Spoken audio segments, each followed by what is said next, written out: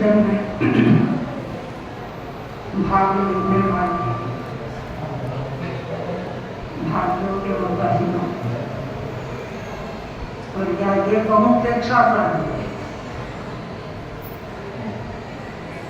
तेरा बंध धर्म संघ में 3 संस्थाएं कार्य कर रही है।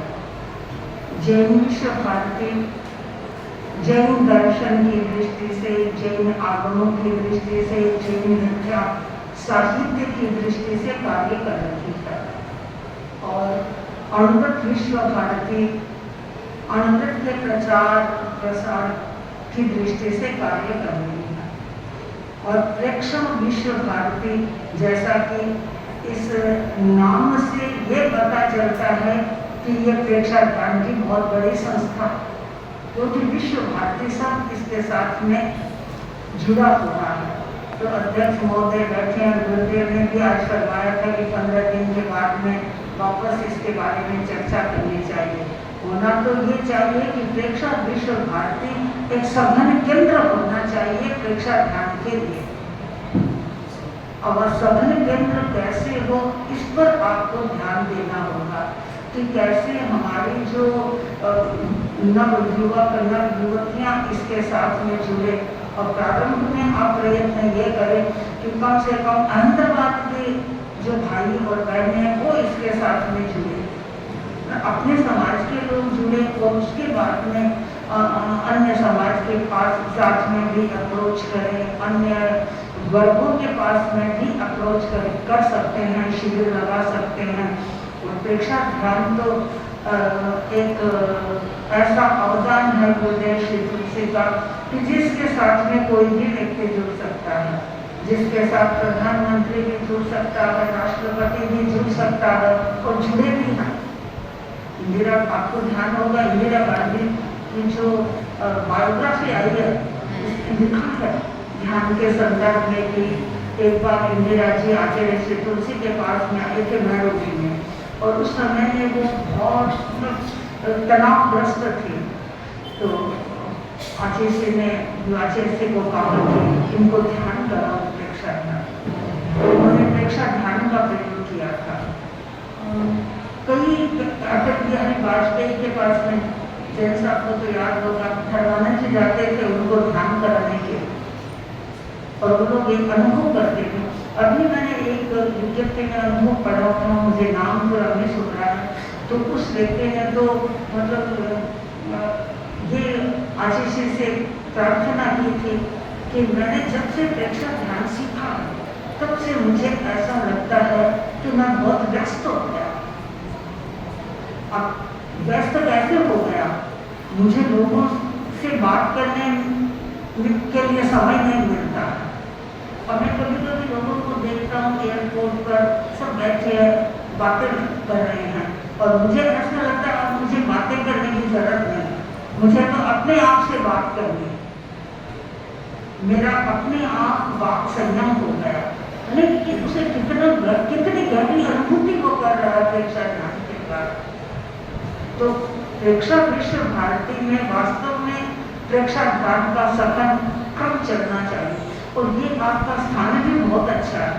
स्थान इस दृष्टि से अच्छा है कि इधर सूरत आपके निकट में है, मुंबई भी आपके निकट में है। मुंबई में तो बहुत प्रेक्षाध्यान के अनेक केंद्र चल रहे हैं, और सूरत में शायद पता नहीं केंद्र है क्या, कितने केंद्र चल रहे हैं, एक भी नहीं होगा। सिटी लाइट तो ठीक है, सिटी लाइट में तो सब प्रकार की गतिविधियाँ होती है।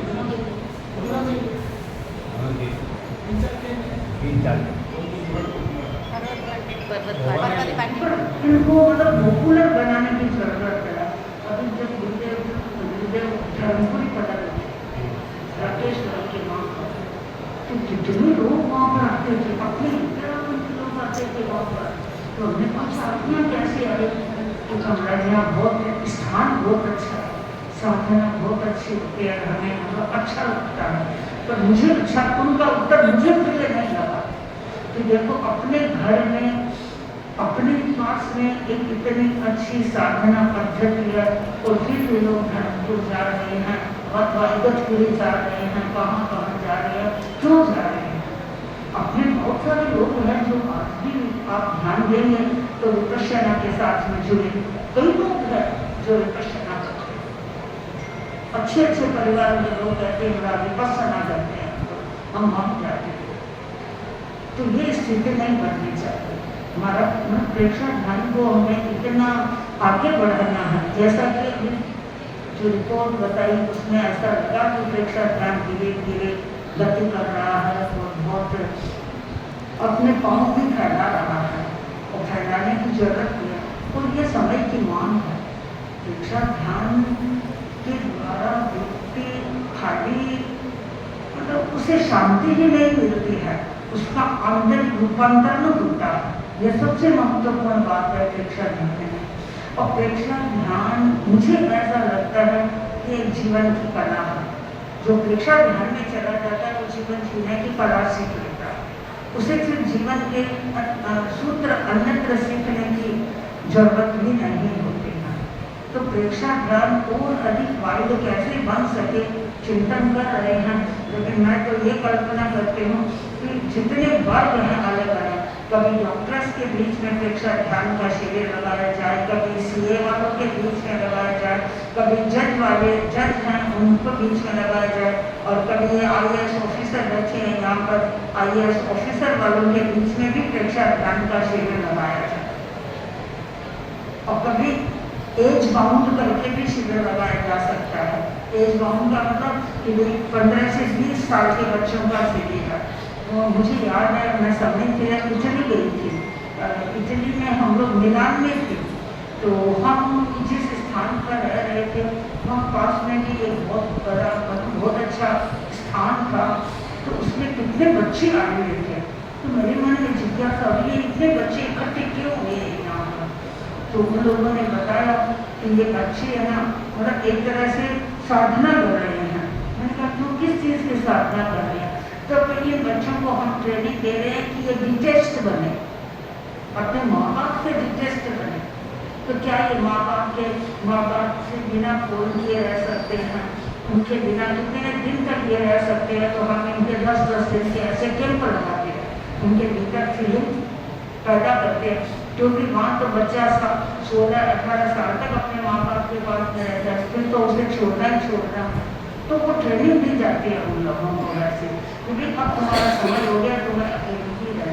तो ऐसी ट्रेनिंग वहाँ दी जाए तो अपन यहाँ भी प्रेक्षक ध्यान कभी यदि ये एज बाउंड शिविर लगे, यदि 16 से 20 या टीनेजर का शिविर लग रहा है तो खाली टीवी ही उसमें आए तो उन्हें आकर्षण लगेगा कि देखो हमारे लिए शिविर लगा।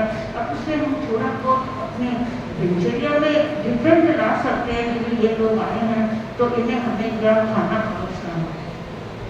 कभी ऐसा शिविर हो जिसमें हम ये कहें कि 60s के लोग आ सकते हैं, 60+ के लोग आ सकते हैं या 60 तो ऐसे शिविर होंगे तो वो लोगों में ज़्यादा आकर्षण के कारण बनेंगे।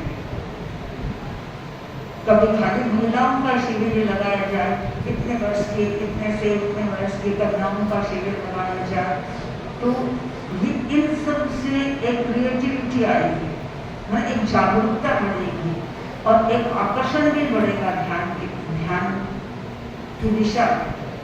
तो ये जो प्रेक्षा विश्व भारती है इसको तो बहुत अधिक काम करना चाहिए। यदि ये सुप्त हो रही है तो ये फिर थोड़ा सा क्वेश्चन मार्क है।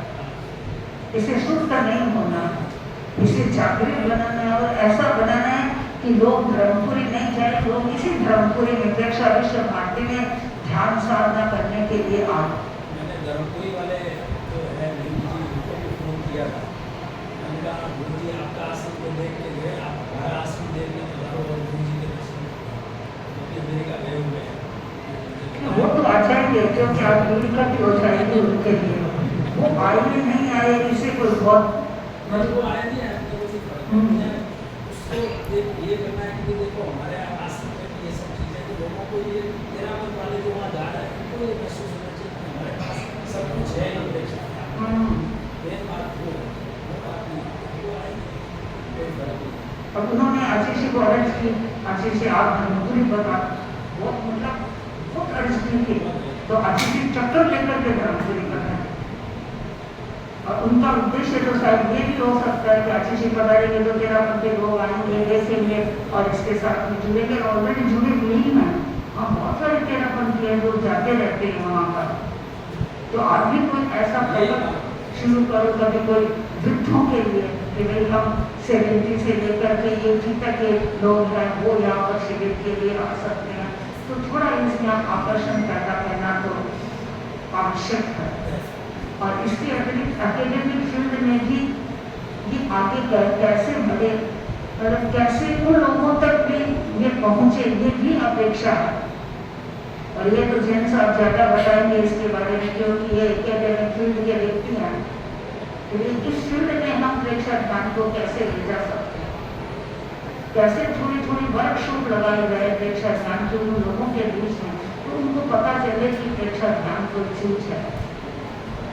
और मैंने तो ये पक्का अनुभव किया कि प्रेक्षक ध्यान तो लोगों को सीखना भी चाहिए।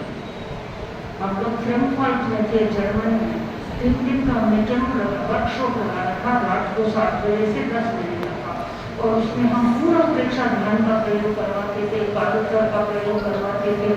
तो 3 दिन जब पूरे हो गए तो लोगों ने हमें कहा कि आप हमें फ्री ऑफ कॉस्ट क्यों करवा रहे हैं, इतनी बड़ी आपकी चीज है और आप ऐसे लोगों को मान रहे हो, ये फ्री ऑफ कॉस्ट आपको नहीं करना चाहिए। आप इसका यदि कुछ चार्ज रखते तो शायद और लोग आते। वो ये सोचते कि नहीं इसमें कुछ न कुछ है इसलिए इतना इसका चार्ज रखा है। मैंने कहा हमारा तो कोई अर्निंग करना लक्ष्य नहीं है, हम तो जो हमारी चीज है वो हम आपको देना चाहते हैं। और लोगों को पायल सर को इतना एप्रिसिएट किया कि पायल सर तो सचमुच में ऐसे उन लोगों को ऐसा लगा मानो को स्वर्ग मिल गया पायल सर के बाद। तो प्रेक्षा ध्यान सम्मेलन में सम्मिलित सहसा भावी लोग इस बारे में चिंतन तो कर ही रहे हैं, लेकिन और गहरा चिंतन करें ताकि हर एज के लोग इसके साथ में जुड़े और इससे लाभ प्राप्त करें।